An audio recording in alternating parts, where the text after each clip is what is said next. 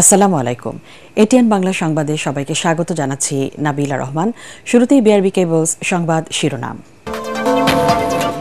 ইশরাক হোসেনকে ঢাকা দক্ষিণের মেয়র ঘোষণা আদালতের।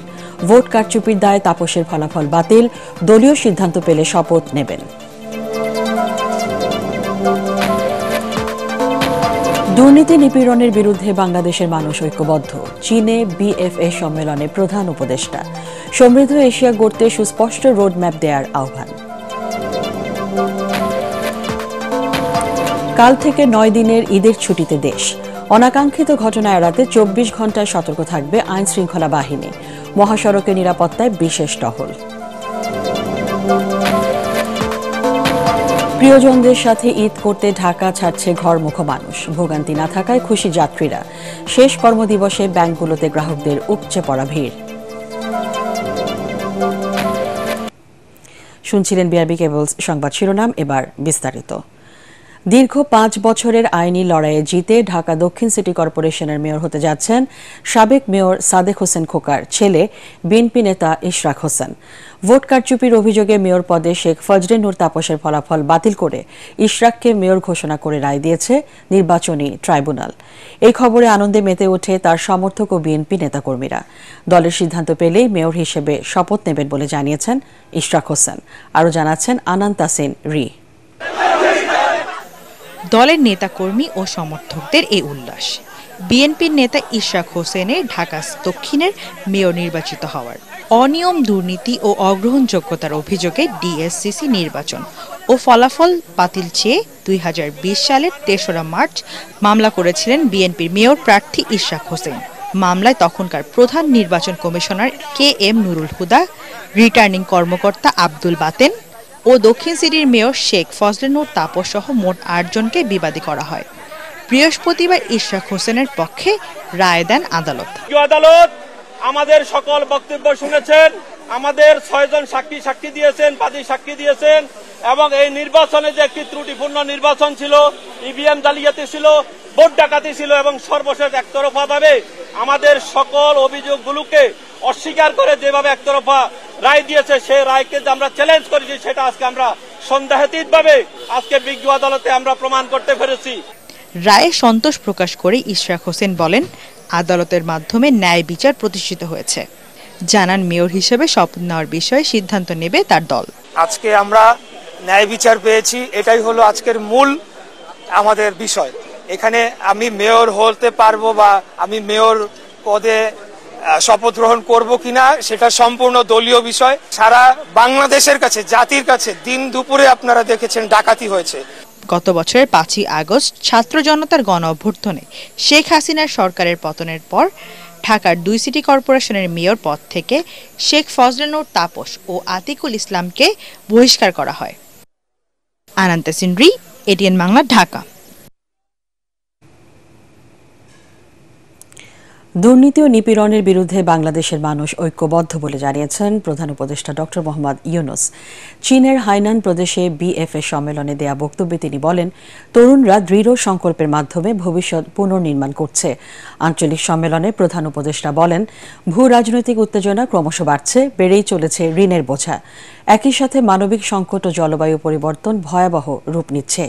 সমৃদ্ধ এশিয়া গড়তে সুস্পষ্ট রোডম্যাপ দেওয়ার আহ্বান জানান ডক্টর মোহাম্মদ ইউনূস। আরও জানাচ্ছেন ইকরামুল হক সায়েম। 4 দিনের রাষ্ট্রীয় সফরে চীনের হাইনান প্রদেশে বোয়াও ফোরাম ফর এশিয়া বিএফএর সম্মেলনে বক্তব্য রাখেন প্রধান উপদেষ্টা ডক্টর মোহাম্মদ ইউনূস। এ সময় বাংলাদেশের পরিবর্তিত প্রেক্ষাপট ও জুলাই আন্দোলনের ঐতিহাসিক ঘটনা উল্লেখ করেন তিনি। তুলে ধরেন সংস্কার কার্যক্রম ও নতুন বাংলাদেশ গড়ার চ্যালেঞ্জ সম্পর্কেও।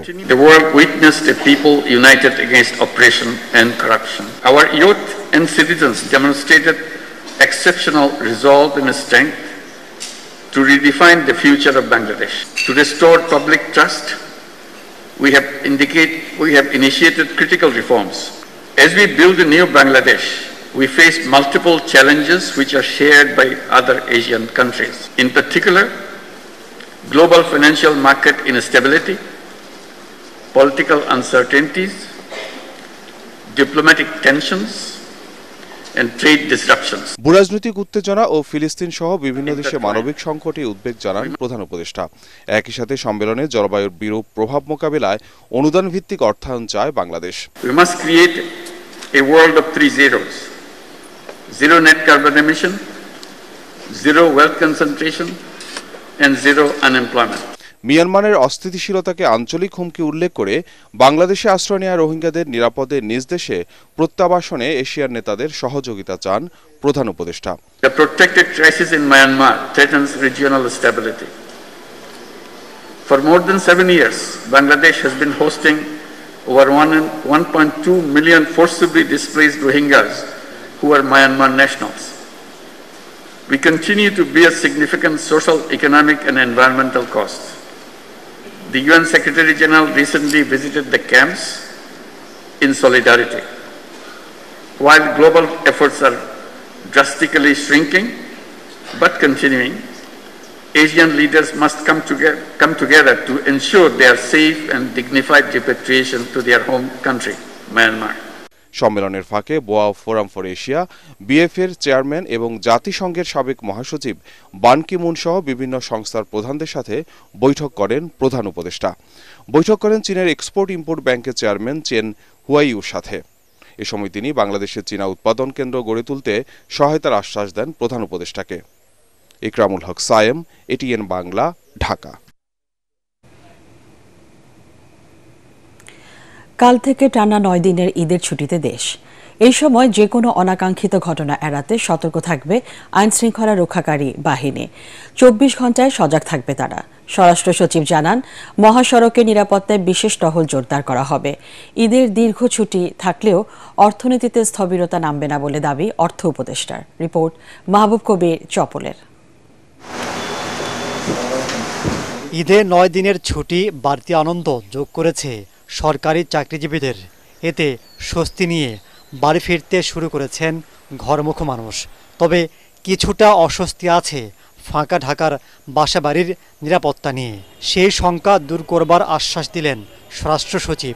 তিনি জানান, নগরীর নিরাপত্তায় 24 ঘন্টায় সতর্ক অবস্থানে থাকবে আইন শৃঙ্খলা রক্ষাকারী বাহিনী। পুলিশ বাহিনী এবং আইন শৃঙ্খলা বাহিনী ছুটিতে নেই, তারা অ্যালার্ট থাকবে সমস্ত কাজের জন্য এবং ইনশাআল্লাহ আমরা আশা করি যে আনটুয়ার্ড কিছু হবে না এবং আইন শৃঙ্খলা বাহিনী অনেক সতর্কতার মধ্যে থাকবেন এই সময়টা। ঢাকায় থাকবেন যারা, তাদের জন্য তারা খুব আরামে, যাদের গাড়ি আছে তারা খুব আরামে যাইতে পারবেন, যাতায়াত করতে পারবেন। যারা কি বলে বাসা বাড়িতে আছেন তারাও ইনশাআল্লাহ নিরাপদ থাকবেন। শুধু ফাঁকা ঢাকার নিরাপত্তা নয়, দুশ্চিন্তা আছে মহাসড়কের যানজট আর নিরাপত্তা নিয়েও, বিশেষ করে রাতের বেলায়। ঝুঁকির কথা মাথায় রেখে নিরাপত্তার ছক কষা হয়েছে বলে জানান স্বরাষ্ট্র সচিব। একটা বিপুল সংখ্যক মানুষ ঢাকা থেকে দেশের বাইরে চলে যাবেন, তাদের যাত্রাটা ফ্যাসিলিটেট করার জন্য আমরা সর্বাত্মক চেষ্টা করছি। হাইওয়ের জন্য এক্সট্রা ভিজিলেন্স নেওয়া হয়েছে, আমাদের হাইওয়ে পুলিশ সচল আছে এবং বিভিন্ন রকম ব্যবস্থা নেওয়া হয়েছে। এবার যাত্রার সময় যাত্রীরাও দেখতে পাবেন যে আমরা সেই ব্যবস্থাগুলো যে নিয়েছি ইনশাআল্লাহ। এবার ঈদের আগে পরে 9 দিন সরকারি অফিস বন্ধ থাকবে। এতে অনেক সিদ্ধান্তই বিলম্বিত হবে। তবে অর্থনৈতিক স্থবিরতা নামবে না বলে মনে করছেন অর্থ উপদেষ্টা।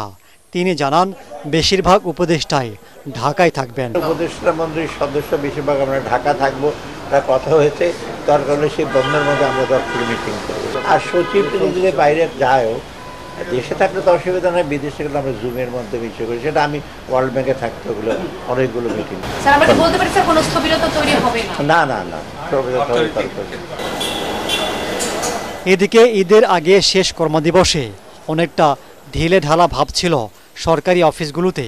অনেকেই একদিন ছুটির ব্যবস্থা করে 26 মার্চেই বাড়ি চলে গেছেন। ঈদের টানা 9 দিন ছুটি পেয়ে খুশি সরকারি চাকরিজীবীরা। এতে পরিবহনের চাপ কমছে, স্বস্তিতে বাড়ি ফিরতে পারছেন তাদের স্বজনরা। ভবিষ্যতে 9 দিন না হলেও পর্যায়ক্রমে সরকারি ছুটির বিষয়টি বিবেচনা করবার আহ্বান তাদের। মাহবুব কবির চপল, এটিএন বাংলা, সচিবালয়, ঢাকা। যারা গত 15 বছর আওয়ামী নিপীড়ন ও নির্যাতনের শিকার হয়েছেন তাদের কাছে 5 আগস্টের স্বাধীনতাই গুরুত্বপূর্ণ বলে মন্তব্য করেছেন জাতীয় নাগরিক পার্টির আহ্বায়ক নাহিদ ইসলাম। 2021 সালে ভারতের প্রধানমন্ত্রী নরেন্দ্র মোদীর আগমন উপলক্ষে সহিংসতায় নিহত পরিবারের সদস্যদের নিয়ে আলোচনা অনুষ্ঠানে তিনি বলেন, বাংলাদেশ ভারতের সাথে সামাজিক ও সাংস্কৃতিক সম্পর্ক রক্ষা করে চলতে চায়, তবে অমীমাংসিত বিষয়গুলো সুরাহা হওয়া দরকার। শেখ হাসিনাকে ভারত দ্রুত ফেরত দেবে বলেও আশা প্রকাশ করেন নাহিদ ইসলাম।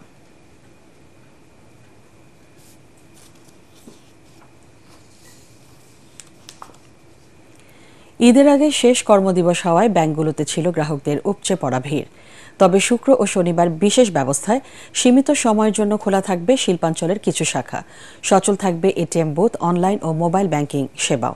এদিকে প্রথমবারের মতো টানা 9 দিন ঈদের ছুটি থাকায় ভল্ট ও ব্যাংকগুলোতে বিশেষ নিরাপত্তা ব্যবস্থা জোরদার করা হয়েছে বলে জানিয়েছেন ব্যাংকাররা। শরফুল আলমের রিপোর্ট।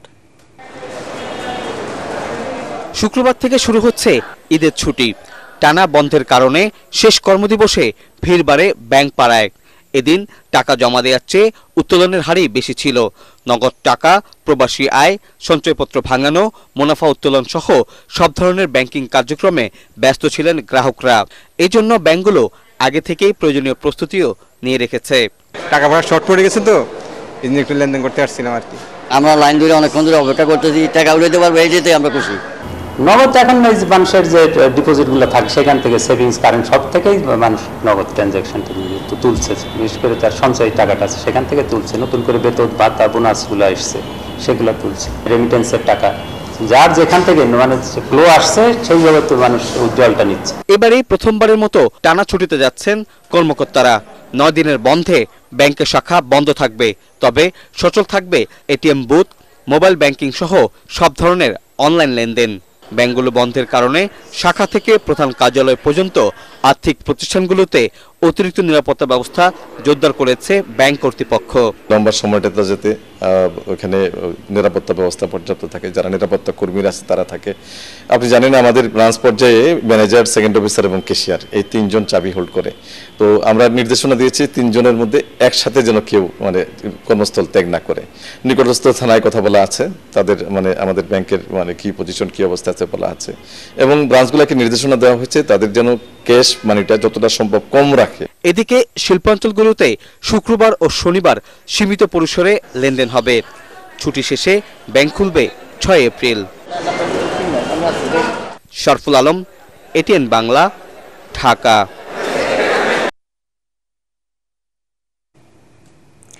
ঈদযাত্রায় স্বস্তি নিয়েই বাড়ির পথে রাজধানীবাসী। আজ ঢাকা থেকে সময় মতোই ছেড়েছে সব ট্রেন। এখন পর্যন্ত তেমন বিড়ম্বনা নেই সড়কেও। ঈদের লম্বা ছুটি থাকায় গত কয়েকদিনের তুলনায় রেল স্টেশন, বাস টার্মিনালগুলোতে ঘরমুখো মানুষের ভিড় বেড়েছে। টিকিট কালোবাজারি বন্ধ ও যাত্রীদের নিরাপত্তা নিশ্চিতে তৎপর আইনশৃঙ্খলা বাহিনীও। রিপোর্ট আদ্দিন সজীবের। প্রিয়জনদের সাথে এক হয়ে আনন্দ ভাগাভাগি করে নেয়ার একটা বড় উপলক্ষ পবিত্র ঈদ। উৎসবকে আরো রঙিন করতে তাই বাড়ির পথে সবাই, কারো 7 দিন, কারো 9 বা 10 দিন ছুটি, কারো বা কম, কিন্তু যেতেই হবে, কারণ বছর ঘুরে ওই নিরেই যে ভিড় জমবে আপন মানুষের, দেখা হবে বন্ধু স্বজন আর চেনা কত মুখের। পরিবারের সবার সাথে ঈদ করবো একসাথে, এটাই তো আনন্দ।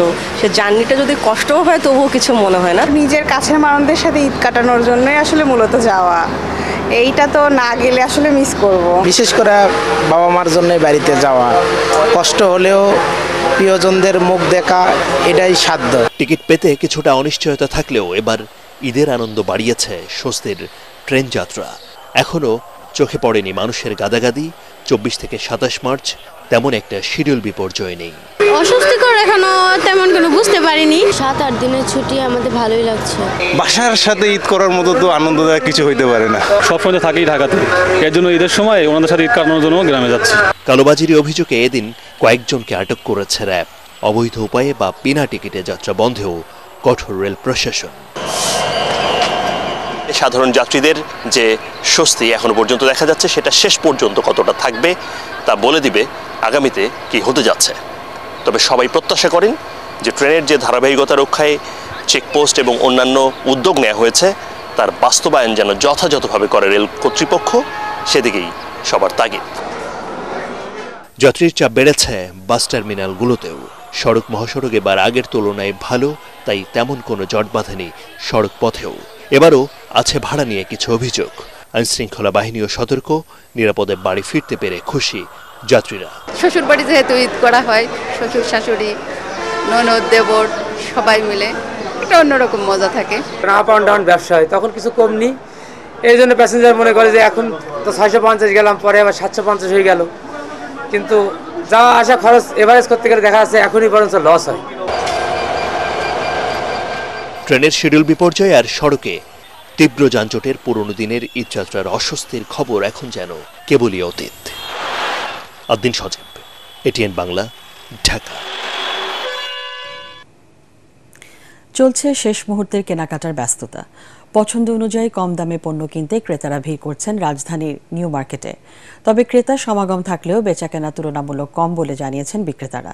আর ক্রেতারা বলছেন ঈদকে সামনে রেখে অনেক পণ্যের দাম বেড়েছে। রিপোর্ট ঐশী গোস্বামী প্রমার। কয়েকদিন পরই ঈদ উল ফিতরের আনন্দে মেতে উঠবে গোটা দেশ, আর উৎসবের আনন্দ কয়েক গুণ বাড়িয়ে দেয় নতুন পোশাক। তাই তো ঈদকে সামনে রেখে শেষ মুহূর্তের কেনাকাটা সারছে নগরবাসী। কম খরচে পছন্দের পণ্যটি কিনতে বেশিরভাগ মানুষই ছুটে যান নিউ মার্কেটে। অনেক পণ্য একসাথে থাকায় ভোগান্তিও থাকে বেশ কম। তবে ব্যবসায়ীরা বলছেন মানুষ বেশি হলেও বেচাকেনার পরিমাণ এবার একটু কম। কাস্টমার আছে, কিন্তু মানুষের বাজেট তুলনামূলক মনে করেন যে একটু হাতে কমই আছে, যার জন্য বেচা কিনা অন্যান্য বছরের তুলনায় একটু কম। ক্রেতার একটু বাজেটটা একটু কম, বাজার একটু বাজেটটা হয়ে গেলে আমাদের ড্রেস বিক্রি হয়ে যাবে। পাকিস্তানি ডিজাইনে কিছু আপডেট মাল চেয়েছে কাস্টমার, কিন্তু ডিজাইন তো আর আপনার পাকিস্তানি তো আনা সম্ভব না, আর কি পাকিস্তানি ডিজাইন আর কি বিক্রি করতেছে। নিউ মার্কেটে ফার্স্ট টাইম এরকম মানে কাস্টমার নাই, ঠিক আছে, বেচাকেনা এরকম নাই। যেখানে আগে দাঁড়ানোর মানে স্পেসই ছিল না, ওখানে মানে এখন ফাঁকা। এদিকে ক্রেতারা বলছেন বিগত বছরের তুলনায় পণ্যের দাম বেড়েছে অনেক। বাজারের দাম তো অনেক, সবকিছুর প্রাইসই অনেক বেশি। জামা, তারপরে সারারা গারারা, তারপরে টপস, এগুলি না হচ্ছে। তবে ভিন্নমত জানিয়েছেন অনেকেই। তারা বলছেন সাধ্যের মধ্যে কেনাকাটা করতে পেরে খুশি তারা। মোটামুটি রিজনেবলই আছে, তেমন না বাড়তি না। এখন মূল বিষয় হলো এগুলো যার যার ইনকামের উপরে কেনাকাটা। ছেলের জন্য মার্কেট শেষ, বোনের জন্য শেষ, আলহামদুলিল্লাহ মানে সবকিছু ডান। ঈদের 2-1 দিন আগে বেচাকেনা বাড়বে, এমনটাই প্রত্যাশা বিক্রেতাদের। ঐশী গোস্বামী প্রমা, এটিএন বাংলা, ঢাকা। এটিএন বাংলায় ধারাবাহিক সংবাদ প্রচারের পর Kashmiri beauty by Zeniyat saffron goat milk সোপের বিরুদ্ধে ব্যবস্থা নিয়েছে জাতীয় ভোক্তা অধিকার সংরক্ষণ অধিদপ্তর। মানহীন সাবান উৎপাদন ও বাজারজাত করার অভিযোগে বন্ধ করে দেওয়া হয়েছে বসুন্ধরা সিটি শপিং কমপ্লেক্সের শোরুমটি। এছাড়া প্রতিষ্ঠানটির অনলাইন সহ সকল কার্যক্রম বন্ধের নির্দেশ দিয়েছেন ভোক্তা অধিকার সংরক্ষণ অধিদপ্তরের সহপরিচালক তাহমিনা আক্তার। তরিক ইসলামের রিপোর্ট। জীবনের সবথেকে ভালো সাবান হচ্ছে এই স্যাফরন গোট মিল্ক সোপ। চোখ বন্ধ করে ব্যবহার করতে পারেন। সাবান কিনলে মিলবে আইফোন 16 প্রো ম্যাক্স। আকর্ষণীয় বিজ্ঞাপনের মাধ্যমে গ্রাহকের সাথে প্রতারণা করেছে Kashmiri beauty by Zeniyat saffron goat milk soap, যা নিয়ে ধারাবাহিক প্রতিবেদন করে দেশের প্রথম বেসরকারি স্যাটেলাইট টেলিভিশন এটিএন বাংলা। সংবাদ প্রচারের পর তা আমলে নিয়ে প্রতিষ্ঠানটির বিরুদ্ধে অভিযান পরিচালনা করে জাতীয় ভোক্তা অধিকার সংরক্ষণ অধিদপ্তর। সকালে রাজধানীর বসুন্ধরা শপিং কমপ্লেক্সের প্রতিষ্ঠানটির শোরুমে অভিযান চালিয়ে সিলগালা করে দেওয়া হয়। যেহেতু আসলে এটা নিয়ে একটা কন্ট্রোভার্সি তৈরি হয়েছে, এটার মানটা নিশ্চিত হয়ে আমরা বলতে পারছি না, এবং একটা রিপোর্ট আছে যেখানে সাব স্ট্যান্ডার্ড বা নিম্নমানের এটা বোঝা যাচ্ছে। তো সেহেতু আমরা আপনাদের সবার মাধ্যমে ভোক্তাদেরকেও বলতে চাই, আপাতত আপনাদের এই কাশ্মীরি বিউটি যে সোপটা, এই সোপটা আপনারা কেনা থেকে বিরত থাকবেন। ছাড়পত্রের মধ্যে যে শর্তটা থাকে যে প্রোডাক্টটা সেল করার সময় বিএসটি এর লোগো থাকতে হবে, যে কত মান ইউজ করা হচ্ছে এটা। তো ওনাদের এই প্রোডাক্টগুলোতে আমরা কোনো বিএসটি এর লোগো পাইনি, তো ওখান থেকে আমরা 2টা স্যাম্পল নিয়েছি এবং এটারও আমরা ব্যাখ্যা জমা দিতে বলেছি। শুধু বসুন্ধরা সিটির শোরুম নয়, প্রতিষ্ঠানটির সকল কার্যক্রমের বিরুদ্ধে ব্যবস্থা নেওয়া হবে বলেও জানানো হয়। অনলাইনে তো এই সাবানটা আমরা ওনাদেরকে বলেই যাচ্ছি, অনলাইনে তো এই সাবানটা বিক্রি করতে পারবেন না। আর চট্টগ্রামেও সম্ভবত আমাদের আজকে একটা মনিটরিং টিম যাওয়ার কথা, এবং বিএসটিআই থেকে আমরা জানতে পেরেছি যে ওনাদের যেখানে প্রোডাকশন হচ্ছে ওখানেও মনিটরিং করার কথা। জনস্বার্থে গণমাধ্যমে এ ধরনের সংবাদ প্রচার করা উচিত বলে মনে করেন সংশ্লিষ্টরা। কাশ্মীরি বিউটি বাই জিনিয়াতের স্যাফরন গোট মিল্ক সোপ নিয়ে ধারাবাহিক প্রতিবেদন প্রচার করে এটিএন বাংলা। বাংলা, যেখানে দেখানো হয়েছে যে নিম্নমানের উপাদান দিয়ে প্রস্তুত করা হয় এই বিউটি সোপ। এতে শুধু দর্শক বা গ্রাহক যে শুধুমাত্র আর্থিকভাবে প্রতারিত হচ্ছে তাই নয়, এটা দীর্ঘমেয়াদী ব্যবহারে কিন্তু স্কিন ডিজিজ বা ক্যান্সারের কিন্তু ঝুঁকি থেকে যায়। এরপরে আজকে কিন্তু জাতীয় ভোক্তা অধিকার সংরক্ষণ অধিদপ্তরের পক্ষ থেকে আজকে বসুন্ধরা শপিং কমপ্লেক্সের এই আউটলেটে অভিযান পরিচালনা করা হয় এবং এটি কিন্তু আজকে তারা বন্ধ ঘোষণা করে এবং তাদের আরও যেই কার্যক্রমগুলো রয়েছে তাদের বিরুদ্ধেও কিন্তু ব্যবস্থা নেওয়া হবে, এমনটাই কিন্তু আমাদেরকে জানিয়েছে। তরিক ইসলাম, এটিএন বাংলা, ঢাকা। গ্রেপ্তারি পরোয়ানা জারির পর তথ্য ফাঁস হওয়ায় গণহত্যা মামলার অনেক আসামি পালিয়ে যাচ্ছেন বলে জানিয়েছেন আন্তর্জাতিক অপরাধ ট্রাইব্যুনালের চিফ প্রসিকিউটর তাজুল ইসলাম। তিনি বলেন, এসব তথ্য ফাঁসের সাথে ট্রাইব্যুনাল বা প্রসিকিউশন সংশ্লিষ্ট কোনো ব্যক্তি জড়িত থাকতে পারেন। এদের বিরুদ্ধে কঠোর ব্যবস্থা নেওয়া হবে বলে হুঁশিয়ারি দেন চিফ প্রসিকিউটর। জুলাই আগস্ট গণহত্যার ঘটনায় সাবেক প্রধানমন্ত্রী শেখ হাসিনার বিরুদ্ধে তদন্ত প্রতিবেদন ঈদের পর ট্রাইব্যুনালে জমা দেওয়া হবে বলে জানান চিফ প্রসিকিউটর। তিনি আরও জানান, রাজধানীর চাংখারপুলে 5 জনকে গুলি করে হত্যার ঘটনায় মানবতা বিরোধী অপরাধের মামলার তদন্ত প্রতিবেদনের খসড়া প্রসিকিউশনের হাতে এসেছে। প্রতিবেদন চূড়ান্ত করে ঈদের পর ট্রাইব্যুনালে জমা দেওয়া হবে। দুর্ভাগ্যজনক যে এখানে কোনো না কোনো জায়গা থেকে এটা ফাঁস হচ্ছে। এটা আমরা খুব উদ্বেগের সাথে লক্ষ্য করছি যে সম্ভবত এই ট্রাইব্যুনালের সাথে সম্পৃক্ত কোনো একটা মহল এটার সাথে জড়িত বা প্রসিকিউশনের মধ্যে অফিসেও থাকতে পারে। আমরা এই বিষয়টাকে গভীরভাবে উদ্বেগের সাথে বিশ্লেষণ করছি এবং তথ্য প্রমাণ আদি সংগ্রহ করছি। যদি আমরা প্রমাণ পাই যে প্রসিকিউশনের অফিসের কেউ, প্রসিকিউশন টিমের সদস্য কেউ অথবা ট্রাইব্যুনালের কোনো কর্মকর্তা কর্মচারী যারাই হোক, যারা এই ধরনের তথ্য ফাঁসের সাথে জড়িত হবে, তাদেরকে আইনের আওতায় আনা হবে এবং দৃষ্টান্তমূলক শাস্তির মুখোমুখি করা হবে। আমরা এটা খুব সিরিয়াসলি নিয়েছি এবং উদ্বেগের সাথে এটা নিয়েছি। আমরা এটাকে নিশ্চিত করার জন্য প্রয়োজনীয় তদন্ত কাজ চালাচ্ছি। আমরা যাকে পাবো এটার জন্য দায়ী, তার বিরুদ্ধে যথাযথ ব্যবস্থা গ্রহণ করব। শেখ হাসিনার মামলার ব্যাপারে যেহেতু কমান্ড রেসপন্সিবিলিটির মামলা, এটা হলো সবচেয়ে বেশি ডকুমেন্ট এখানে ইনভলভড, সেটারও চূড়ান্ত পর্যায়ের কাজ চলছে। আশা করছি ঈদের পরে সেটাও চলে আসবে। আওয়ামী লীগের সাবেক স্বাস্থ্যমন্ত্রী মোহাম্মদ নাসিমের ছেলে তমাল মনসুরের নামে যুক্তরাষ্ট্রের নিউ ইয়র্কে 14টি অ্যাপার্টমেন্টের সন্ধান পেয়েছে দুর্নীতি দমন কমিশন, যার বাজার মূল্য প্রায় 63 কোটি টাকা। এর পাশাপাশি তমাল মনসুরের বিরুদ্ধে 3,39,97,000 টাকার জ্ঞাত আয় বহির্ভূত সম্পদ অর্জন ও 3টি ব্যাংক হিসাবে 3,37,31,533 টাকার সন্দেহজনক লেনদেনের তথ্য পেয়েছে দুদক। এসব অভিযোগে তমালের বিরুদ্ধে মামলা করা হয়েছে। এছাড়া জ্ঞাত আয় বহির্ভূত সম্পদ অর্জনের অভিযোগে সাবেক প্রধানমন্ত্রীর উপপ্রেস সচিব আশরাফুল আলম খোকন ও তার স্ত্রী রেজওয়ানা নূরের নামে 2টি পৃথক মামলা করেছে দুর্নীতি দমন কমিশন। দুদক মহাপরিচালক আক্তার হোসেন জানান, খোকনের বিরুদ্ধে ক্ষমতার অপব্যবহার করে জ্ঞাত আয়ের উৎসের সাথে অসঙ্গতিপূর্ণ 13,93,98,827 টাকা এবং তার স্ত্রী রেজওয়ানা নূরের 6,12,49,837 টাকার অবৈধ লেনদেনের তথ্য পাওয়া গেছে। খোকনের নামে যুক্তরাষ্ট্রে একটি বাড়ির সন্ধানও পেয়েছে দুদক। অভিযোগ সংশ্লিষ্ট জনাব তমাল মনসুর, পিতা মরহুম মোহাম্মদ নাসিম, সাবেক স্বাস্থ্যমন্ত্রী ও সংসদ সদস্য সিরাজগঞ্জ 1, জনাব মোহাম্মদ আশরাফুল আলম, সাবেক প্রধানমন্ত্রীর উপপ্রেস সচিব 1, জনাব রেজওয়ানা নূর, স্বামী মোহাম্মদ আশরাফুল আলম। তাদের বিরুদ্ধে দুর্নীতি দমন কমিশন আইন 2004 এবং মানি লন্ডারিং প্রতিরোধ আইন 2012 এর সংশ্লিষ্ট ধারায় একটি মামলা রুজুর সিদ্ধান্ত গৃহীত হয়েছে। আজ পবিত্র লাইলাতুল কদর বা শবে কদরের রাত। সন্ধ্যার পর থেকে শুরু হয়েছে কদরের রজনী। যথাযোগ্য ধর্মীয় মর্যাদা ও ভাব গাম্ভীর্য পরিবেশে সারা দেশে পালিত হবে মহিমান্বিত এ রাতটি। মহান আল্লাহ তাআলা লাইলাতুল কদরের রাতকে অনন্য মর্যাদা দিয়েছেন। হাজার মাসের ইবাদতের চেয়েও এই রাতের ইবাদত শ্রেষ্ঠ। এই রাতে আল্লাহর অশেষ রহমত ও নিয়ামত বর্ষিত হয় বান্দার ওপর। পবিত্র শবে কদরের রাতে ধর্মপ্রাণ মুসলমানরা আল্লাহর নৈকট্য ও রহমত লাভের আশায় রাতভর ইবাদত বন্দেগীতে কাটান। রোজার মাসে লাইলাতুল কদরের পবিত্র আল কোরআন নাজিল হয়েছিল, তাই এই রাতে নফল ইবাদত, কোরআন তেলাওয়াত, জিকির আজগারে মশগুল থাকবেন ধর্মপ্রাণ মুসলমানরা।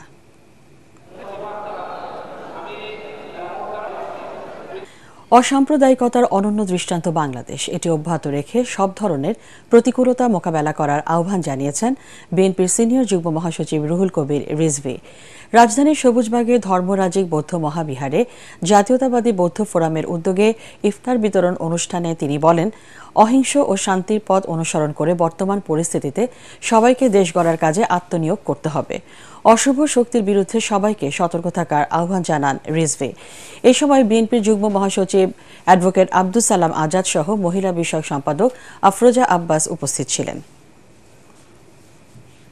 সকল ধর্মীয় সম্প্রদায় আমরা যে একই বৌদ্ধ মন্দিরের সামনে ভিতরে তাদের চত্বরে রোজাদার মানুষদেরকে মাসব্যাপী এই যে ইফতার সামগ্রী দেওয়া হচ্ছে, তার ইফতারি করানো হচ্ছে, কি যে মানে অসাধারণ অসাম্প্রদায়িকতার যে বাণী লালন করেন বৌদ্ধ সম্প্রদায়ের মানুষরা, এটা তারই একটি প্রতিফলন, এটি তারই একটি প্রমাণ। একটি গোষ্ঠীর লোভে পড়ে বিভিন্ন অজুহাতে নির্বাচন পেছানোর চেষ্টা করছে বলে অভিযোগ করেছেন ঢাকা মহানগর উত্তর বিএনপির আহ্বায়ক আমিনুল হক। ঐক্য ধরে রেখে সেই চক্রান্ত প্রতিহতের আহ্বান জানান তিনি। দলের ভারপ্রাপ্ত চেয়ারম্যান তারেক রহমানের নির্দেশনায় বাড্ডা থানা বিএনপির পক্ষ থেকে ঈদ সামগ্রী বিতরণ অনুষ্ঠানে আমিনুল হক অভিযোগ করেন, আওয়ামী লীগের দোসররা এখনও বিভিন্ন প্রতিষ্ঠানে বসে দেশকে অস্থিতিশীল করার ষড়যন্ত্রে লিপ্ত। তার মতে জনগণের সরকার প্রতিষ্ঠিত হলেই প্রকৃত সংস্কার সম্ভব।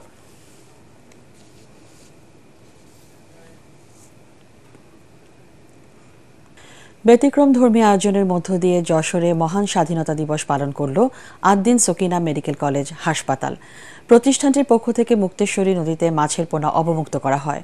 উন্মুক্ত জলাশয় রক্ষায় এমন কার্যক্রম হাতে নেওয়া হয়েছে বলে জানান কর্তৃপক্ষ। যশোর থেকে তামান্না ফারজানার পাঠানো তথ্য ও ছবি নিয়ে আরও জানাচ্ছেন আশিকুর রহমান। যশোর সদর উপজেলার পুলেরহাটে মুক্তেশ্বরী নদের পাশে অবস্থিত 500 শয্যা বিশিষ্ট আদ্দিন সকিনা মেডিকেল কলেজ হাসপাতাল। এবছর স্বাধীনতা দিবসে প্রতিষ্ঠানটির উদ্যোগে নানা জাতের মাছের পোনা ছাড়া হয় মুক্তেশ্বরী নদে। অনুষ্ঠানে প্রধান অতিথি হিসেবে উপস্থিত থেকে মাছের পোনা অবমুক্ত করেন যশোর প্রেস ক্লাবের সভাপতি জাহিদ হাসান টুকুন। আরও উপস্থিত ছিলেন হাসপাতালের পরিচালক ডাক্তার ইমদাদুল হক, গাইনি বিশেষজ্ঞ অধ্যাপক ডাক্তার বদরুন্নেসা বেগম, আদ্দিন ওয়েলফেয়ার সেন্টারের পরিচালক ফজলুল হক, চক্ষু প্রকল্পের এজিএম রবিউল হক সহ আদ্দিন সকিনা মেডিকেল কলেজ হাসপাতাল ও ওয়েলফেয়ার সেন্টারের অন্যান্য কর্মকর্তারা। মহান স্বাধীনতা দিবসে এই ধরনের আয়োজন ব্যতিক্রমধর্মী এবং অনুকরণীয় বলে জানান অতিথিরা। একই সাথে প্রতি বছরই এখানে মাছ অবমুক্ত করা হয় এবং ভবিষ্যতেও এই ধারা অব্যাহত থাকবে বলেও জানান তারা। এই স্বাধীনতা দিবসে আদ্দিন সকিনা মেডিকেল কলেজ যে সুন্দর একটি প্রোগ্রাম হাতে নিয়েছে, নদীতে মৎস্য অবমুক্তকরণ, এর জীববৈচিত্র্য সংরক্ষণের জন্য আমরা চেষ্টা করছি। আমরা আশা করি এই প্রচেষ্টা আমরা অব্যাহত রাখব। অতীতেও আমরা এভাবেই প্রতি বছর মাছ ছেড়েছি এই নদীতে।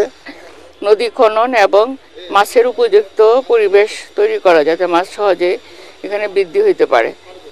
তো যেটা পরিবেশ দূষণ প্রতিরোধ করার জন্য একমাত্র উপায় হইতে পারে। আমরা স্বাস্থ্য ঝুঁকি এবং জলজ পরিবেশের কথা চিন্তা করে প্রতি বছরই এখানে পরিষ্কার পরিচ্ছন্নতা এবং মাছ অবমুক্তকরণ প্রোগ্রাম করি আমরা। পোনা অবমুক্তকরণ ছাড়াও আদ্দিন সকিনা উইমেন্স মেডিকেল কলেজের ডাক্তার সালাউদ্দিন খান লেকচার গ্যালারিতে স্বাধীনতা দিবস উপলক্ষে আলোচনা সভা অনুষ্ঠিত হয়। Bureau report, ATN Bangla. Al Arafah Islami bank অর্থ সংবাদ।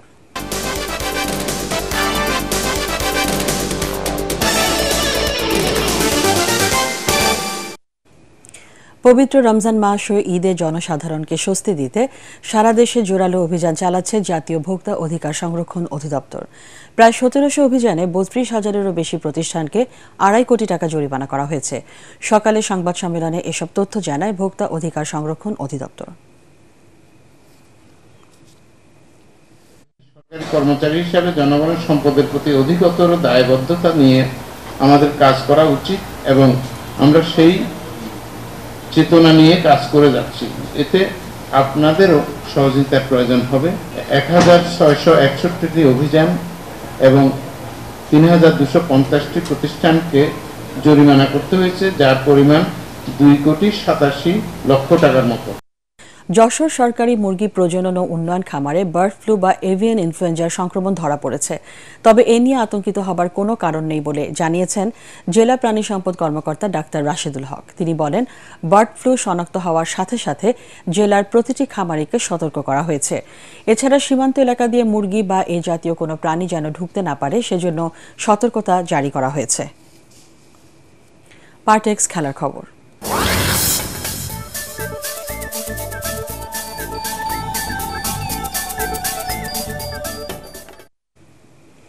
জুনে আবারও বাংলাদেশে আসার ইচ্ছে জানিয়ে সকালে যুক্তরাজ্যের উদ্দেশ্যে ঢাকা ছেড়েছেন প্রবাসী ফুটবলার হামজা চৌধুরী।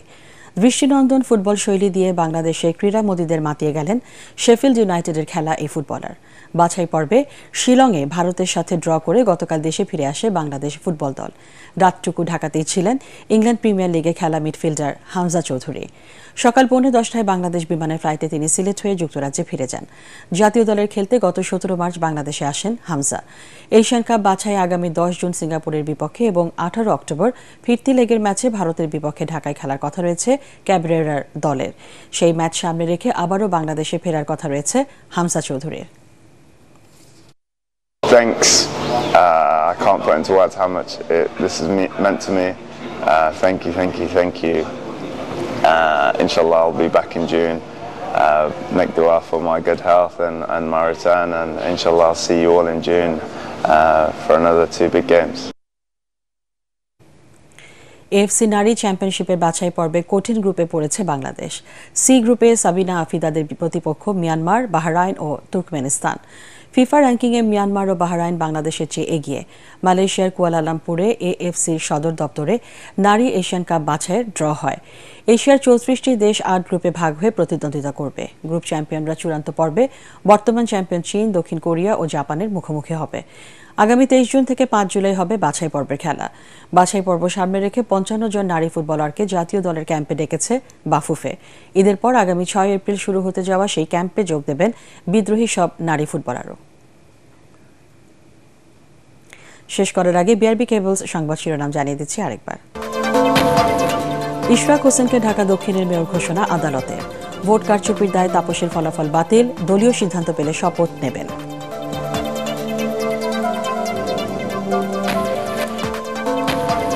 দুর্নীতি নিপীড়নের বিরুদ্ধে বাংলাদেশের মানুষ ঐক্যবদ্ধ। চীনে বিএফএ সম্মেলনে প্রধান উপদেষ্টা। সমৃদ্ধ এশিয়া গড়তে সুস্পষ্ট রোডম্যাপ দেওয়ার আহ্বান। কাল থেকে 9 দিনের ঈদের ছুটিতে দেশ। অনাকাঙ্ক্ষিত ঘটনা এড়াতে 24 ঘন্টায় সতর্ক থাকবে আইন শৃঙ্খলা বাহিনী। মহাসড়কে নিরাপত্তায় বিশেষ টহল। প্রিয়জনদের সাথে ঈদ করতে ঢাকা ছাড়ছে ঘরমুখো মানুষ। ভোগান্তি না থাকায় খুশি যাত্রীরা। শেষ কর্মদিবসে ব্যাংকগুলোতে গ্রাহকদের উপচে পড়া ভিড়।